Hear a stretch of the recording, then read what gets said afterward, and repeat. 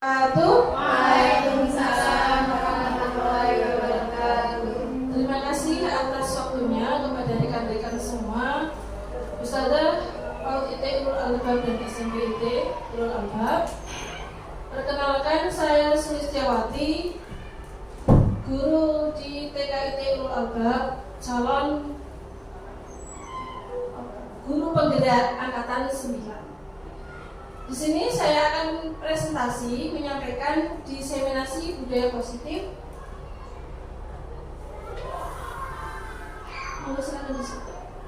Nah, budaya positif di sekolah yaitu nilai-nilai dan kebiasaan-kebiasaan di sekolah yang berpihak pada peserta didik agar mereka dapat berkembang menjadi pribadi yang etis, penuh hormat dan tanggung jawab. Nah, kepada teman-teman semua, pertama-tama marilah kita bermain dulu dengan cobalah buka berpasangan. Ini dua-dua ya. Aturannya seperti ini.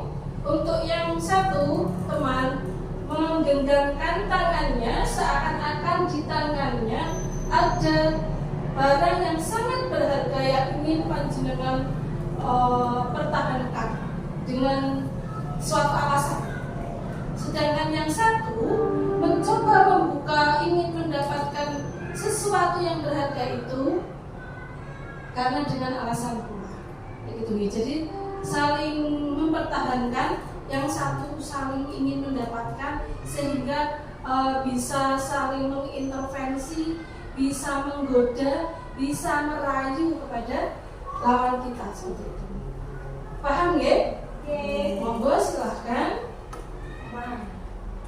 Tentukan yang mau mengepalkan tangan atau mau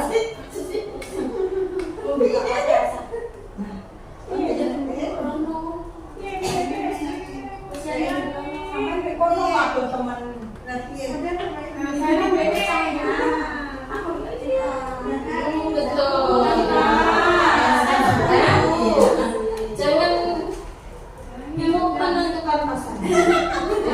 Oke, pasangan 1, 2, ini kan mau yang gagal ini 1, 2, pagi ini pagi 3 mulai. Oke.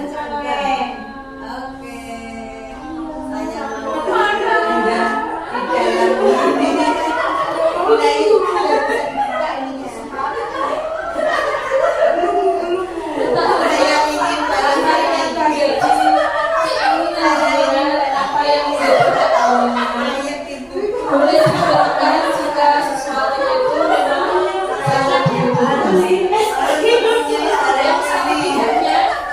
dapatkan apa yang menjadi keinginan jenengan dengan berbagai cara bisa merayu, tapi jangan sampai lancar ya.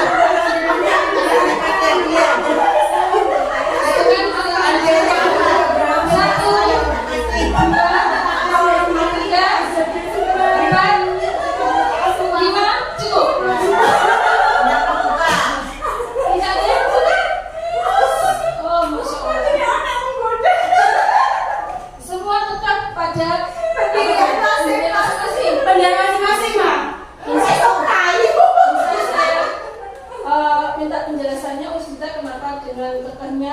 ingin mendapatkan sesuatu itu dari Usfitro. Karena saya menggenggamkan Usfitro jika membuka dengan paksa dan merayu akan memberikan saya uang, saya merasa bagaimana? Usfitro memang dengan sepertinya menghalalkan secara cara dengan memberikan uang. Ya, saya sudah berusaha semuanya. Doa juga tidak mau. Tidak jelas saya. Sudah. Saya tidak tahu berada. Doanya meminta apa tak jawab. Tidak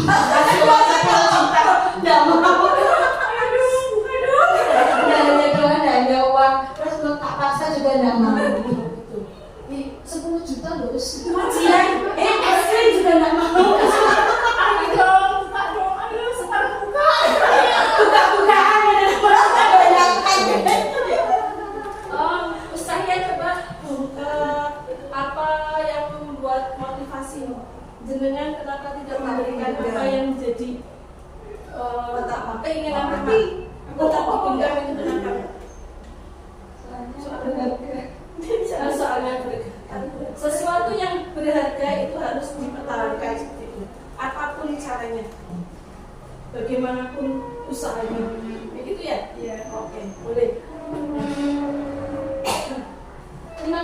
panjenengan semua sudah ini bukan bermain ya, tapi ini seperti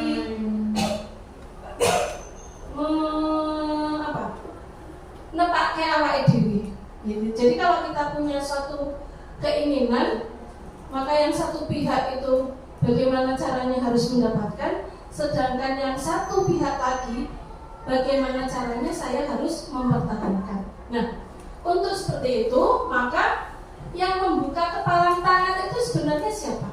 Kita sendiri. Nah, kita sendiri. Karena kontrol kita. Kita sendiri yang bisa menentukan saat apa yang kita miliki ini kita buka, kita perlihatkan, atau bahkan kita pindahkan tangan. Seperti itu. Kenapa? Biasanya kita melimpahkan sebuah amanah itu dengan catatan. Yang pertama, biasanya kita cari tahu dulu bagaimana orang itu, apakah kiranya bisa amanah menjaga apa yang kita amanahkan itu, menjaga yang berharga itu, seperti itu. Ataukah memang dia lebih butuh daripada kita. Jadi ada semacam syarat, ada semacam catatan. Nah, itulah yang memegang kendali itu tadi adalah diri kita, okay? Dan itu sesuai dengan kebutuhan dasar kita saat itu. Boleh lanjut. Nah, di sini kita akan menuju ke disiplin positif dan nilai kebajikan universal.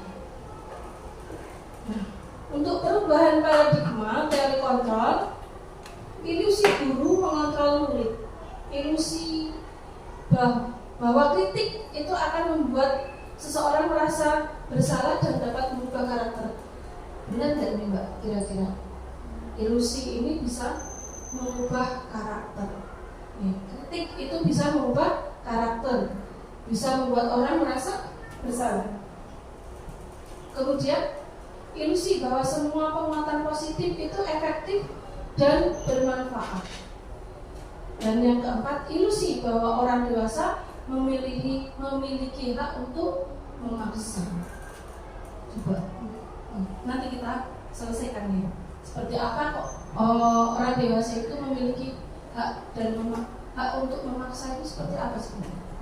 Kemudian, nah, paradigma stimulus respon dan teori kontrol. Siapa sesungguhnya yang memiliki kontrol? Stimulus respon. Cara mencoba mengubah orang agar berpandangan sama dengan kita. Teori kontrolnya, kita berusaha memahami pandangan orang tentang dunia. Perilaku buruk dilihat sebagai suatu kesalahan. Biasanya seperti itu ya di umum yang kita tahu selama ini. Semua perilaku memiliki tujuan. Nah, kadang kita tanpa mencari tahu kayak gitu, kenapa dia melakukan seperti itu. Orang lain bisa mengontrol saya.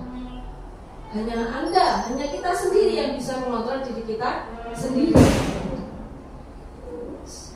Saya bisa mengontrol orang lain. Padahal Anda tidak bisa mengontrol orang lain.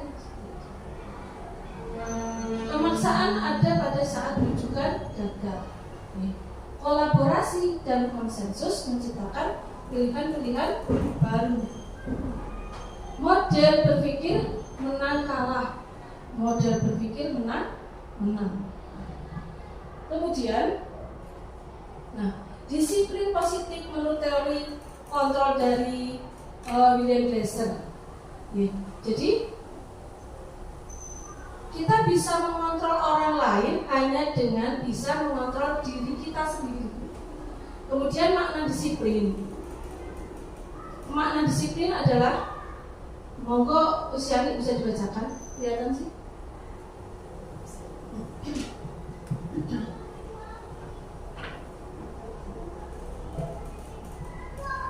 Makna disiplin, belajar kontrol diri dengan menggali potensi kita agar tercapai tujuan mulia, yaitu sesuatu menjadi seseorang yang kita inginkan berdasarkan nilai-nilai yang kita hargai.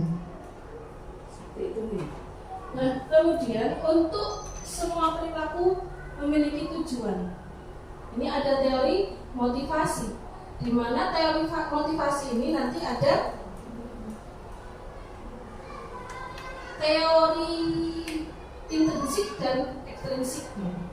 Nah, untuk yang pertama teori intrinsik itu menghindari hukuman dan mendapatkan imbalan. Itu ada dua teori. Yang intrinsik itu otomatis itu dari dalam kita itu seperti itu. Yang mohon maaf intrinsik. Kemudian yang teori motivasi ekstrinsik. Apa tadi kayaknya ya? Apa ada? Oh, benar. Sadar ya? Belum ada? Terima kasih. Iya, jadi sengaja kita karena ini cuacanya panas-panas gimana seperti itu. Yuk kita sambil apa? Es bikin dulu ya. Oke, sambil boleh diminum yang di depannya juga. Ya, es bikinnya boleh dengan gaya, jangan kaku ya. Jadi kita membawakan sesuatu di depan anak itu tidak boleh kaku. Kalau kaku anaknya takut semua. Gitu kan? Ya. Aku punya 2 bola, bisa ditutup, bisa dibuka. Kalau ditutup gelap kulitan, kalau dibuka terang benderang. La la la la cilupa, la la la la cilupa. Boleh berpasangan, ya? Aku punya 2 tangan, bisa bertepuk, bisa menari. Kalau bertepuk sekali, kalau menari indah sekali. La la la cilupa, la la la la cilupa. Aku punya 2 kaki, bisa melompat, bisa berlari. Kalau melompat tinggi sekali, kalau berlari kencang sekali. La la la cilupa, la la la cilupa. Jadi kita membawakan sesuatu itu dengan ekspresif ya. Kalau ekspresi kita senang, yang dibawakan lagunya senang, nah itu menunjukkan kita menjiwai. Tapi kalau yang dibawakan lagunya sedih, kita kok gembira, sopan, mece ya. Oke, kembali ke sini ya. Teori ekstrinsik itu untuk menghindari hukuman dan mendapatkan imbalan. Dan jadi itu bukan dari hati nurani, karena ada embel-embel, gitu kan? Nah, teori intrinsik itu, nah itu teori yang paling bagus, itu insya Allah yang dari diri kita sendiri untuk menghargai diri, dan inilah suatu nilai-nilai kebajikan ini universal seperti itu. Jadi untuk menumbuhkan nilai intrinsik kepada anak-anak, contohnya kepada anak-anak SMP, nah kalau dengan imbalan mungkin dia sudah tidak begitu tertarik nih, tergantung imbalannya seperti itu. Nah, ya, abang-abang sekarang. Nah, kita minimalkan yang seperti itu atau kita hilangkan yang seperti itu, tidak usum namanya. Sudah tidak usum. Jadi kita timbulkan teori itu dari dalam diri anak, sehingga anak dengan kesadaran penuh, bukan karena imbalan atau bukan karena takut mendapatkan hukuman seperti itu. Nah, model berpikir sekarang, model berpikir menang-menang dan kolaborasi konsensus menciptakan pilihan baru. Nah, di sini ada 5 posisi kontrol. Jadi kita sebagai guru itu ada 5 posisi kontrol. Yang mana posisi yang terbaik, yang paling nyaman, aman bagi anak-anak, yang tidak membekas, tidak menyakitkan. Nah, itu nanti kita akan ketahui. Yang pertama adalah, maksud sih sebagai guru kita sebagai pembuku, kemudian pembuat rasa bersalah. kemudian sebagai teman dan sebagai pemantau, atau yang kelima sebagai manajer. Jadi kita nanti bisa meraba, bisa menghadapi diri kita sendiri selama ini kita memperlakukan murid-murid itu sebagai apa, seperti apa, dan kita memposisikan sebagai apa, manajer kah, penghukum kah, pembuat rasa bersalah kah, kayak itu. Okay? Nah, untuk yang selanjutnya ini secara realitas kebutuhan kita itu berbeda-beda. Kita berusaha untuk memahami pandangan orang lain tentang dunia. Setiap orang tentang dunia ini memiliki gambaran yang berbeda-beda. Nah, termasuk kebutuhan dasar manusia ini sebenarnya sama, tapi kadang orang jelek sedikit kayak gitu ya. Yang pertama itu kebutuhan untuk bertahan hidup. Terus kebutuhan tentang penguasaan, kasih sayang, dan rasa diterima, kemudian kesenangan dan kebebasan. Kita sebagai ustazah di sini, baik mukim ataupun yang tidak mukim, kalau misalnya kita datang dan tidak diterima, tidak ada rasa kasih dan sayang karena kedatangan kita, mereka tidak bisa menerima, kayak itu nyaman tidak kira-kira? Tidak. Nah, kita itu butuh yang namanya penerimaan, ya, bisa diterima, ya. Jadi makna disiplin, ya, artinya adalah belajar. Disiplin diri membuat orang menggali potensinya menuju sebuah tujuan yang dihargai. Begitu. Nah, dalam budaya kita makna kata disiplin itu telah berubah menjadi sesuatu yang dilakukan seseorang pada orang lain untuk mendapatkan kepatuhan, seperti itu. Okay? Nah, terutama untuk anak-anak sekolah, gitu. Disiplin biar anak-anaknya patuh, seperti itu. Nah, kecenderungan umum adalah menghubungkan kata disiplin dengan ketidaknyamanan, bukan dengan apa yang kita hargai atau pencapaian suatu tujuan mulia. Jadi nanti karena disiplin itu apa? Timbulnya itu bukan dari dalam. Nah, seperti itu jadinya. Ya. Bukan karena tujuan mulia, karena tujuan reward, karena tujuan dipuji, kayak gitu. Oke? Bisa dilanjut, Pak? Nah, disiplin adalah kemampuan memerintah diri sendiri dalam mengontrol dan menguasai diri untuk memilih tindakan yang mengacu pada nilai-nilai kita hargai dengan penuh tanggung jawab, tanpa perintah, tanpa paksaan. Harusnya timbul dari dalam diri. Bismillah, kita mulai dari sekarang, kita harus disiplin, seperti itu ya. Nah, ini dia. Ini adalah nilai kebajikan, sifat-sifat positif manusia yang merupakan tujuan mulia yang ingin dicapai setiap individu. Nah, ini ada pendapat William Glasser, ya, bisa dibaca.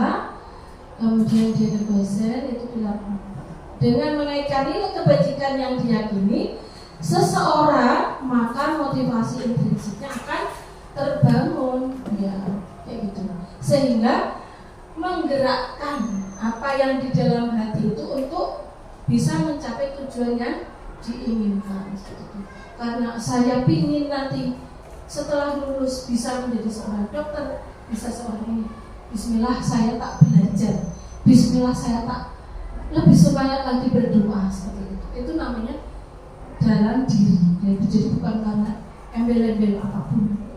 Nah, ini adalah sesuai dengan nilai kebajikan yang dicanangkan oleh profil pelajar Pancasila. Bisa nyanyinya?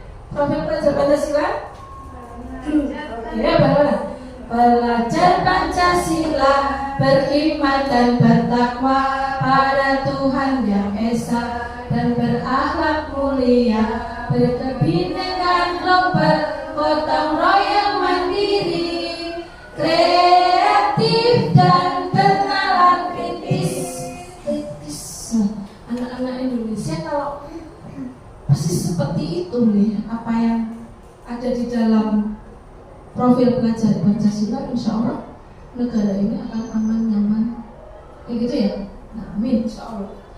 Nah, teori motivasi, hukuman, penghargaan, dan restitusi seperti itu. Nah, ini setuju dan tidak setuju. Coba, kalau misalnya hukuman itu untuk mendisiplinkan anak, setuju apa tidak? Oke. Pemberian hukuman dengan hal yang positif seperti membaca atau membersihkan halaman sekolah dapat meningkatkan disiplin anak? Tidak juga. Memberi penghargaan dapat meningkatkan motivasi belajar anak? Tidak. Bisa ya, bisa tidak? Yang pojok sana ya, bisa ya, bisa tidak?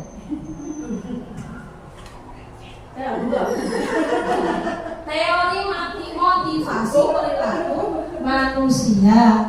Ada yang tadi seperti sudah saya sampaikan adalah teori motivasi eksternal dari luar dan teori motivasi internal. Nah, tujuan disiplin positif itu menumbuhkan teori dalam diri.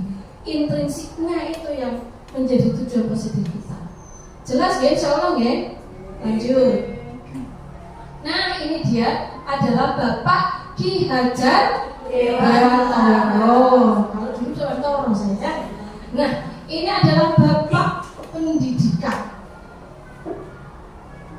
Menurut Pak Ki Hajar Dewantoro adalah merdeka itu artinya tidak hanya terlepas dari perintah, akan tetapi juga cakap untuk memerintah diri sendiri. Iya kan? Misalnya antara sesuatu yang benar dan yang salah, apa otak kita akan memerintahkan yang mana? Kita melakukan yang salah atau yang benarkah, kayak gitu. Ya, yang namanya cakap itu di situ memerintahkan pada diri sendiri. Tentunya sesuatu yang baik, yang positif, ya. Nah, boleh lanjut.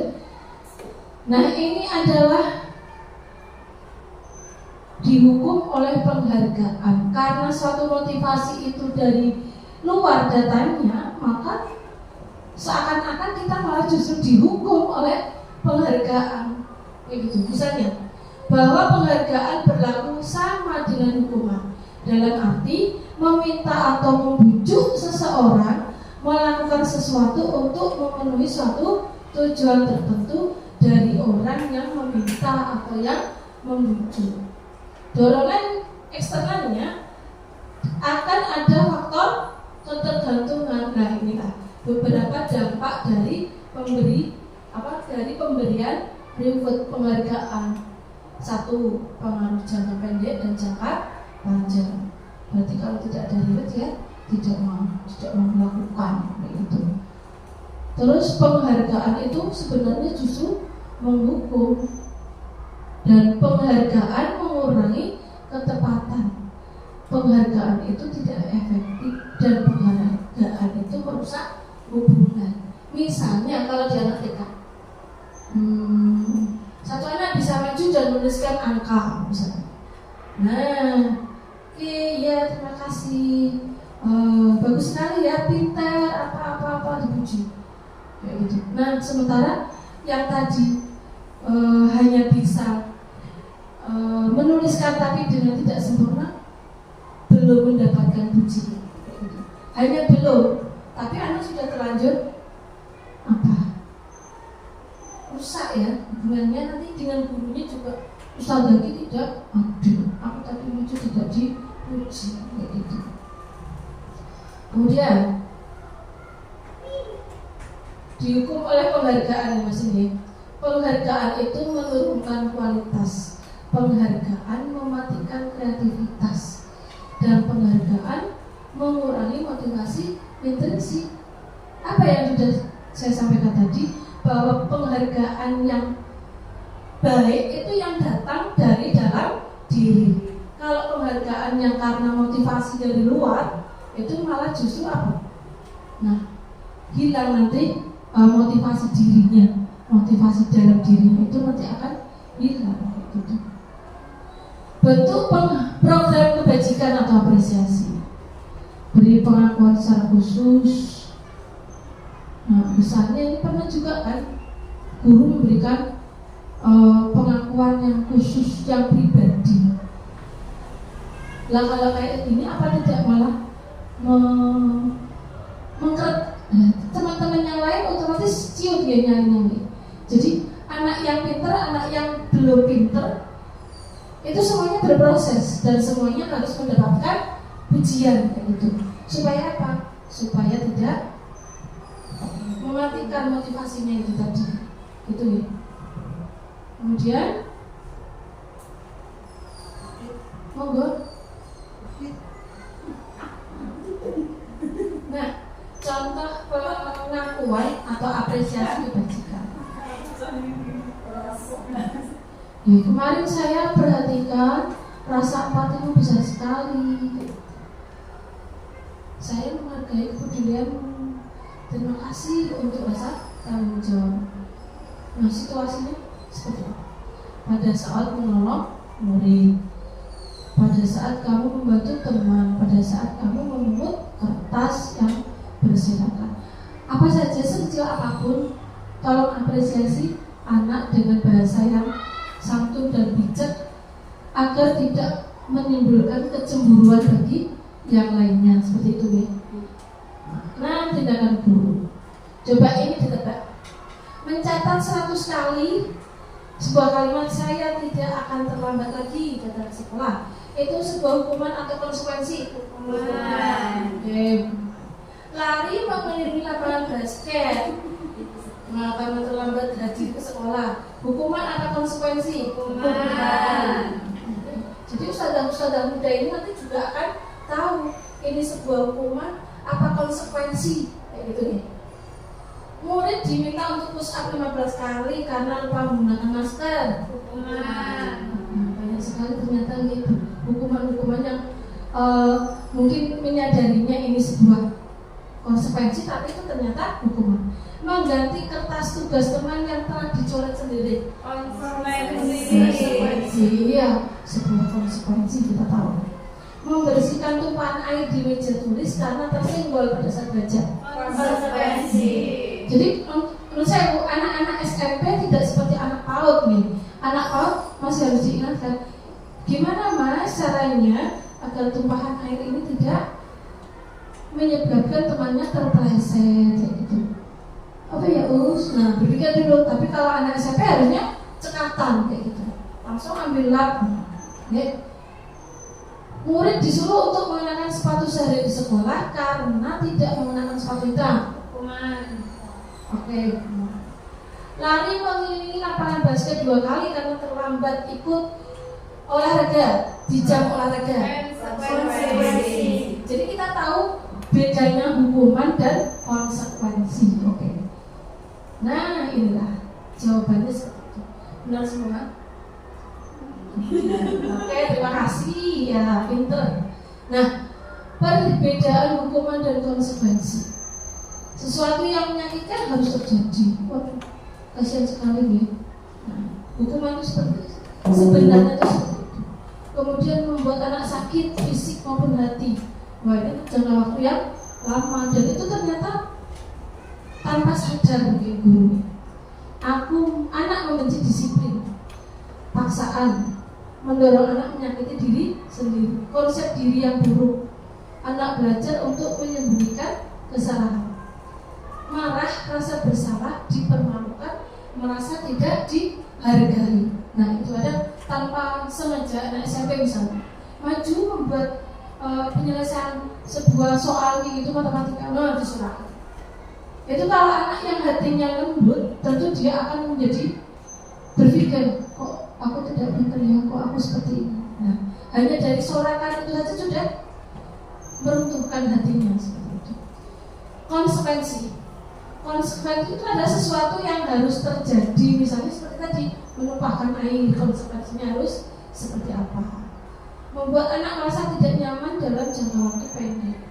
Terus anak lambat laun juga akan menghargai disiplin. Nah, konsekuensi itu otomatis akan meningkatkan stimulus ya, gitu. Kemudian mendorong anak agar mudah menyesuaikan diri, konsep dirinya sudah bagus kayak gitu, dan anak bisa belajar untuk mematuhi peraturan karena ini sudah sebuah konsekuensi, karena ini kesalahan saya sendiri. Nah, konsekuensinya saya harus seperti ini. Jadi itu bedanya konsekuensi dan hukuman. Monggo bisa dilanjut. Restitusi. Coba Cahya, apa yang namanya restitusi itu seperti apa? Restitusi adalah proses menciptakan kondisi penduduk yang memperbaiki kesalahan mereka sehingga mereka bisa kembali ke kelompok mereka dengan karakter yang lebih kuat. Seperti itu ya, restitusi. Lainnya baru kali ini dengar restitusi. Ya, saya pun sebelum mengenal guru penggerak ini belum pernah dengar sebelumnya tentang restitusi. Ya. Restitusi itu merupakan proses kolaboratif yang mengajarkan murid untuk mencari solusi untuk masalah mereka, membantu berpikir tentang orang seperti apa kita, tentang orang seperti apa yang mereka inginkan, mereka ingin menjadi seperti apa, begitu ya. Ini untuk tujuan mulia ya. Dan bagaimana mereka harus memperlakukan orang lain seperti itu. Nah,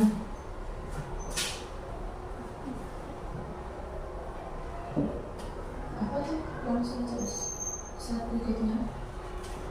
Nah, ciri-ciri restitusi bisa dibaca ya, jelas ya. Salah satunya itu restitusi bukan untuk menebus kesalahan, ya. Bukan belajar dari kesalahan juga bukan. Kemudian memperbaiki hubungan, tawaran bukan paksaan. Restitusi itu untuk melihat ke dalam diri, introspeksi. Restitusi itu mencari kebutuhan dasar yang mendasari tindakannya. Restitusi diri adalah cara yang paling baik. Restitusi itu fokus pada karakter bukan tindakan seperti itu. Dan restitusi itu fokus pada solusi. Nah, restitusi mengembalikan murid yang berbuat salah pada kelompoknya. Otomatis anak yang berbuat salah setelah direstitusi, setelah dia berpikir kembali, nah, itu dia tidak minder untuk kembali ke kelompoknya, kayak gitu. Tapi dia bismillah, dia bisa kembali lagi pada kelompoknya. Nah, keyakinan kelas. Apakah Ustadz dari SMP sudah membuat keyakinan kelas? Belum ya? Nah, jadi keyakinan kelas ini perlu dibuat bersama murid, bukan dibuat sendiri. Kalau dibuat sendiri itu namanya peraturan. Nah, itu bedanya peraturan dan keyakinan itu disitu. Kalau keyakinan itu kita buat bersama, kita sepakati bersama. Sedangkan peraturan guru yang membuat, yang melaksanakannya tidak adil. Adil atau tidak, Bu? Nah, tidak ya. Jadi kesepakatan itu kita buat bersama. Keyakinan itu kita buat bersama dan dilaksanakan bersama. Bisa slide dulu. Yang merupakan, mana yang merupakan keyakinan kelas? Nah, ini ada kesepakatan kelas, ada kesepakatan kelas yang satu yang putih, yang satu yang hijau. Apa bedanya ya? Kira-kira Mbak Dita tahu? Bedanya kesepakatan yang kelas itu sudah yang hijau itu merupakan peraturan, sementara untuk yang putih itu sudah merupakan keyakinan kelas. Karena keyakinan kelas itu yang putih itu sudah menggunakan kata-kata positif ya, sudah menggunakan kata-kata positif. Kami guru dan murid yang saling menyayangi, kami murid yang semangat belajar, itu berarti menegaskan bahwa kesepakatan kelas atau keyakinan kelas itu sudah dibuat bersama-sama antara guru dengan murid. Sementara yang hijau itu hanya peraturan-peraturan yang ada di kelas yang belum dibuatkan kata-kata positif seperti itu. Jadi meskipun itu sebuah kesepakatan, itu juga kita menggunakan kata-kata yang positif. Biasanya kalau peraturan itu datang tepat waktu, masuk kelas mengucapkan salam, menjaga kebersihan. Nah, itu kali ini tidak ya. Itu. Jadi gunakan kata-kata yang positif seperti itu. Sesuatu yang positif akan juga membekasnya itu lebih mudah. gitu. Pembekasnya lebih mudah dan lebih lama insya Allah. Ini tabel kegiatan pendalaman keyakinan kelas ini, tabel T dan tabel Y. Bisa dilanjut aja Bu. Nah, hormat misalnya. Tampaknya seperti hormat ya. Tampaknya seperti datang tepat waktu, ternyata terlambat. Tampaknya menyapa teman dengan guru setiap hari, salam. Ternyata salamannya hanya dalam tindakan saja, tidak ada ekspresi senyum, tidak ada ekspresi merunduk atau tidak ada keikhlasan di dalam hati. Dan salam-salam yang seperti itu hanya akan menguap seperti itu. Setuju tidak? Hai, monggo silahkan dikemil, diminum. Oh puasa ya ini hari Kamis ya? Alhamdulillah, masya Allah. Ya, yang dua SMP puasa nggak apa-apa nih. Ya, kemudian terus lanjut aja. Nah, ini ada tabel peraturan dan tabel keyakinan. Ini yang peraturan. Selalu kembalikan buku ke tempatnya. Dilarang mengganggu orang lain. Hadir di sekolah 15 menit sebelum pembelajaran dimulai. Dilarang. Kebanyakan dilarang, suwi-suwi anak-anak malah penasaran, ya kan? Oke. Nah, harusnya itu menjadi sebuah tanggung jawab nih. Mengembalikan buku, misalnya habis baca buku ya kembalikan, habis makan ya kembalikan dulu, cuci dulu lalu kembalikan pada tempatnya. Pakai sepatu ya jangan terus asal kayak gitu bukanya, ya kan? Buka dulu yang kiri, yang kanan, baru taruh rak. Nah itu ajarkan anak-anak itu baik dari tingkat PAUD maupun SD, SMP dengan termasuk ajar gitu ya. Nah seperti itu. Dan dasar manusia dan dunia berkualitas. Nah ini tadi kebutuhan dasar manusia itu tadi. Kebutuhan untuk kasih sayang, rasa diterima, penguasaan, kebebasan, kesenangan, dan bertahan hidup. Jangan tanya ya kenapa kebebasan gambarnya kupu-kupu. Kenapa? Oh, iya. Ya, kebebasan itu artinya bebas terbang, tapi tidak terlalu bebas ya, karena kita ada aturan, ada agama yang mengontrol kita seperti itu ya. Guru-guru muda ya. Oke. Nah, 5 posisi kontrol guru tadi sudah disinggung di depan. 5 posisi kontrol guru yang merah ini coba. Ada penghukum, pembuat orang merasa bersalah, sebagai teman, sebagai pemantau, sebagai manajer. Ini sambil kita introspeksi diri di mana kita posisi kita saat ini. Atau nanti setelah kita belajar ini kemudian kita juga introspeksi diri. Setelah mendapatkan materi ini kita, kemarin saya sebagai teman, sekarang saya sebagai pemantau. Kemarin saya sebagai penghukum, guru killer, ya. Sekarang jangan lagi seperti itu. Karena apa? Anak semakin dikeras, itu juga artinya akan semakin keras dan itu akan makin susah untuk kita dekati, untuk kita belokkan, kayak gitu nih.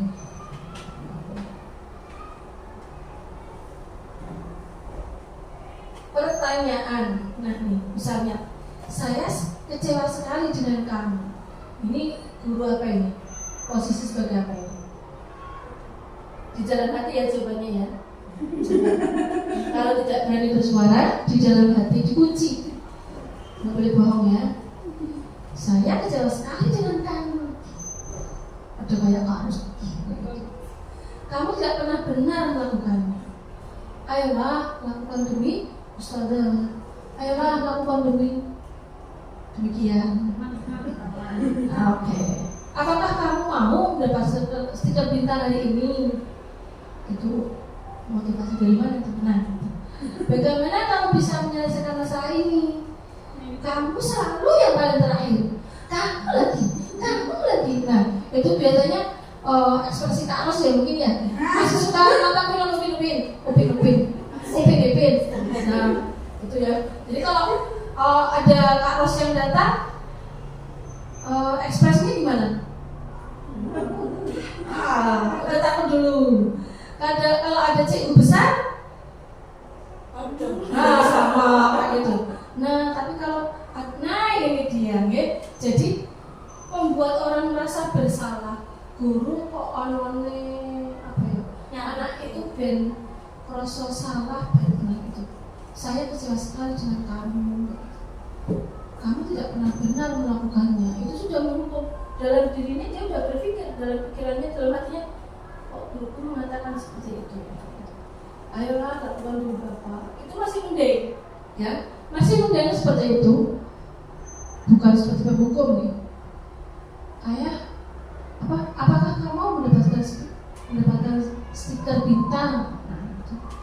Sebagai pemantau, sebagai manajer, bagaimana kamu menyelesaikan masalah ini? Jadi seakan-akan manajer itu apa? Menjadi penengah anak kayak gitu. Anak diajak berpikir, anak diajak untuk mencari solusinya sendiri, gitu ya Ustaz. Oke. Nah, bergerak antara peraturan, pemantau dan konsekuensi atau hadiah. Kemudian nilai-nilai manajer untuk memperbaiki. Kalau kamu tidak nurut terus, maka kamu akan konsekuensi seperti itu nih. Apa saja yang kamu yakini, bagaimana memperbaiki masalah ini? Memperbaikinya kita berdua mendapatkan apa yang kita butuhkan. Jadi tadi tak ulangi lagi, tak tekankan lagi. Kita introspeksi diri sebagai apa kita posisinya di dalam sekolah, di dalam kelas, sebagai penghukum, sebagai pembuat rasa bersalah, sebagai pemantau, sebagai teman, atau sebagai manajer kita. Seperti itu. Nah, ini segitiga restitusi. Untuk menyelesaikan suatu masalah anak, kita gunakan segitiga restitusi. Di dalam segitiga restitusi itu ada 3 tingkatan. Yang pertama adalah menstabilkan identitas, kemudian kita validasi kebutuhan dan menanyakan keyakinan. Menstabilkan identitas, misalnya guru berkata, berbuat salah itu hal yang manusiawi. Tidak ada manusia yang sempurna, tidak ada manusia yang tidak pernah berbuat salah. Betul tak? Iya. Nah, begitu ya. Nah, kita pasti bisa menyelesaikan masalah ini. Bapak Ibu tidak tertarik untuk mencari tahu siapa yang benar, siapa yang salah. Bapak Ibu lebih tertarik untuk menyelesaikan masalah ini seperti itu. Kalau kamu menyalahkan dirimu sendiri, nah itu akan, apakah kamu bersikap baik pada dirimu sendiri? Tidak ada nih. Kok kedua kok terus-terusan gitu. Itu namanya tidak move on nih. Kalau kita sekali berbuat salah, istighfar, perbaiki kesalahan, selanjutnya bagaimana kita bisa membuat perilaku lebih baik dan mengurangi kesalahan-kesalahan kita sebenarnya. Nah, untuk memvalidasi kebutuhan, guru berkata, kamu bisa saja kan melakukan hal yang lebih buruk, tapi kamu tidak melakukannya. Gitu. Jadi anak-anak seperti mendapatkan kayak mendapatkan pilihan gitu. Sebenarnya aku bisa melakukan sesuatu yang lebih buruk lagi, tapi ada tapinya. Kamu pasti punya alasan mengapa melakukannya. Apa yang penting bagi kamu? Kamu boleh tetap berusaha menjaga sikap itu, tapi tambahkan sikap yang lain yang baru. Ini pas sekali sebenarnya untuk guru-guru BK, untuk guru-guru pondok yang kepondokan ya, yang kesiswaan seperti itu. Jadi untuk menyelesaikan masalah yang ada pada anak dewasa, beda dengan anak-anak kecil nih. Tapi tetap dengan menggunakan segitiga restitusi. Jadi jangan dicas langsung kamu salah, kamu harus minta maaf, enggak. tanyakan dulu apa alasannya kenapa kamu berbuat seperti itu. Lalu divalidasi kebutuhannya kayak gitu. Ya, jadi tidak langsung. Menurut saya untuk guru-guru muda ini pun begitu. Karena kita menghadapi anak-anak yang menuju masa remaja itu pastilah bergejolak hatinya dan pikirannya juga berkecamuk. Bisa saja dia melakukan suatu kesalahan yang ternyata tidak benar-benar tidak dia sadari seperti itu. Iya tidak? Oke. Capek Bu? Oh, enggak. Untuk menanyakan keyakinan seperti itu ya, guru berkata, apa nilai yang kita percaya di sekolah, di kelas? Nilai-nilai universal apa yang telah kita sepakati? Kelas ideal itu seperti apa sih? Kamu ingin jadi anak seperti apa? Apa yang kamu rasakan? Apa yang akan kamu lakukan untuk menjadi seperti yang kau inginkan itu? Jadi anak-anak itu diajak berpikir ya, bukan langsung dijelas, bukan langsung dihadapkan pada pernyataan-pernyataan kita yang menyalahkan, yang menyudutkan, itu tidak boleh seperti itu.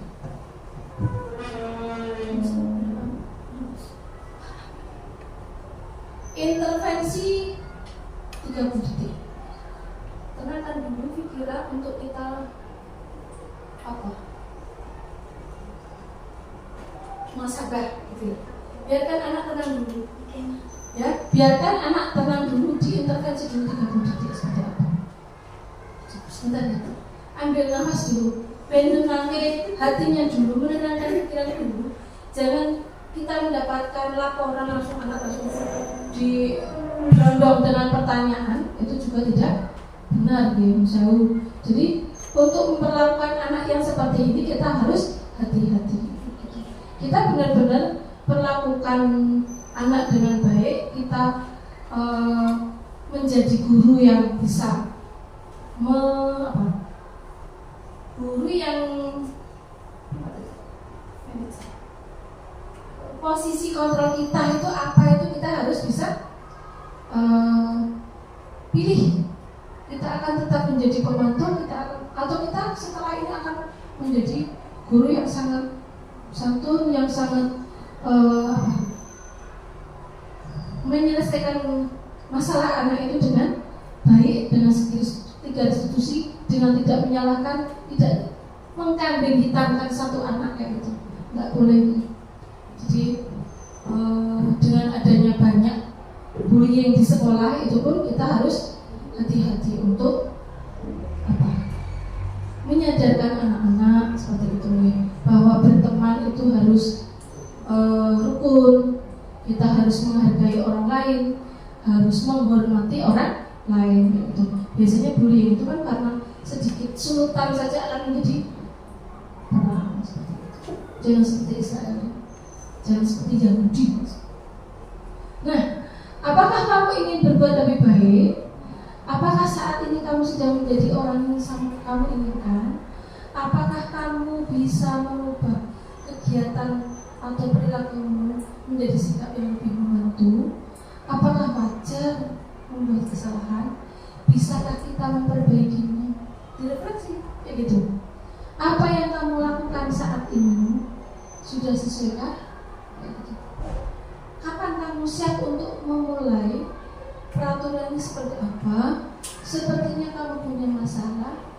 Apa yang bisa saya bantu?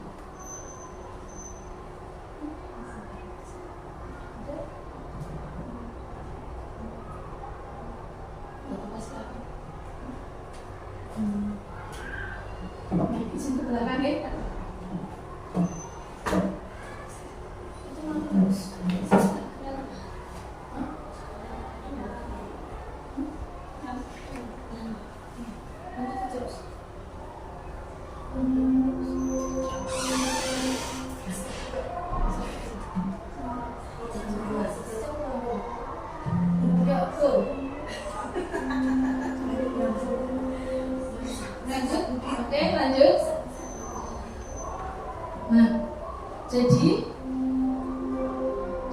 setelah mendapatkan materi ini, tadi seperti saya sampaikan, introspeksi diri, muhasabah. Sebagai guru-guru muda ataupun guru-guru tua yang sudah lama di sini, apakah yang sudah melekat pada diri kita itu akan tetap kita sandang atau kita akan berubah? Kalau orang Jawa bilang telahan itu apa? Telahan. Nah, misalnya guru killer, misalnya guru baik, guru cantik, guru itu. Kita pilih, kita bentuk diri kita sendiri untuk menjadi guru-guru yang benar-benar ideal untuk anak-anak. Ya enggak? Baik itu di SMP maupun TK PAUD ya. Jadi berikan rasa aman, nyaman, menyenangkan saat anak-anak bersama kita. Seperti itu. Setuju? Setuju. Semangat? Semangat. Kerian seperti orang mau berbicara sini. Nah, oke. Usnya ini bisa ke belakang di bawah, di belakangnya Usmala. Usnya ke belakang sana, belakangnya. Nggak apa-apa berdiri atau ada terus. Ini benar-benar kita memberikan sebuah pijetan refleksi kepada partner kita, dan partner kita fresh gitu ya. Oke. 1, 2, 3. Hujan rintik-rintik, hujan rintik-rintik, hujan rintik-rintik, hujan rintik-rintik, hujan rintik-rintik, hujan rintik-rintik, hujan rintik-rintik, hujan rintik-rintik. Semangat biar temannya nggak capek-capek. Hujan-hujan batu, hujan-hujan batu, hujan-hujan batu, hujan-hujan batu, hujan-hujan batu, hujan-hujan batu, hujan-hujan batu, hujan-hujan batu, hujan petir menyambar, petir menyambar, petir menyambar, petir menyambar, petir menyambar, petir menyambar, petir menyambar, hujan-hujan badai, hujan-hujan badai, hujan-hujan badai, hujan-hujan badai. Cukup. Sekarang berbalik. Kalau tidak berbalik rasanya tidak adil. Masuk yang sebelah udah capek dengan rezeki panjenengan, jenengan tidak boleh dibolusi. Oke, mari. Hujan rintik-rintik, hujan rintik-rintik, hujan rintik-rintik, hujan rintik-rintik, hujan rintik-rintik, hujan rintik-rintik, hujan rintik-rintik, hujan rintik-rintik, hujan-hujan batu, hujan-hujan batu, hujan-hujan batu, hujan-hujan batu, hujan-hujan batu, hujan-hujan batu, hujan-hujan batu, hujan-hujan batu, petir menyambar, petir menyambar, petir menyambar, petir menyambar, petir menyambar, petir menyambar, petir menyambar, petir menyambar, hujan-hujan badai, hujan-hujan badai, hujan-hujan badai, hujan-hujan badai, hujan-hujan badai, hujan-hujan badai, hujan-hujan badai, hujan-hujan badai. Terima kasih sekali waktunya. Wah, apa ya kesempatan ini? Kalau misalnya ada lagi seperti ini, mau tidak menemani saya presentasi? Oke. Saya semua nggak boleh bosen ya. Oke. Terima kasih. Salam guru penggerak. tergerak, bergerak, menggerakkan. Seperti itu, kan? Terima kasih atas waktunya. Billahi taufiq wal hidayah. Assalamualaikum warahmatullahi wabarakatuh. Waalaikumsalam warahmatullahi wabarakatuh. Anak-anak, kita mau membuat kesepakatan bersama. Nah, kesepakatan ini nantinya mau kita laksanakan setiap hari. Jadi ini aturan, ini kesepakatan kita. Kita harus konsekuen, harus dilaksanakan bareng. Harus setuju? Setuju? Ya, boleh diajari. Setuju? Oke, terima kasih. Yang pertama apa juga? Kalau kita datang pagi-pagi, kita masuk kelas ya. Oke, mengucap salam. Salam ya. Yang kedua, kita biasanya anak-anak berkatanya sambil teriak-teriak. Ya, seperti orang marah, teriak. Nah, berarti mulai sekarang kita bicaranya harus oke, lembut, sopan, pelan,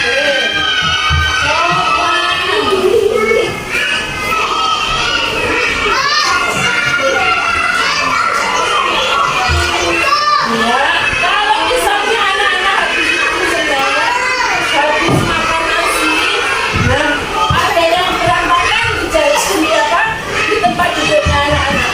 Nah kan sampah-sampah yang berserakan itu harus diapakan? Ya, menjaga kebersihan kelas kita. Kenapa? Karena kalau kelasnya kotor bisa jadi sarang nyamuk, jadi sarang penyakit. Oke, jaga kebersihan ya, jaga kebersihan.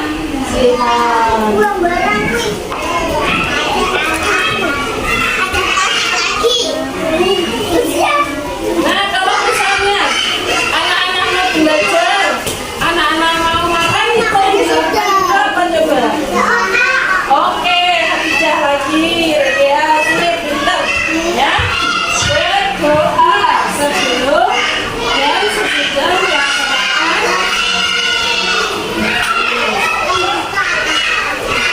Nah, yang kelima, di sini yang kelima ya. Yang kelima. Apa ya coba ayo? Nah, ya misalnya ada temannya yang kesulitan, boleh kita? Oke, berarti saling tolong menolong ya. Nah, saling tolong menolong. Tolong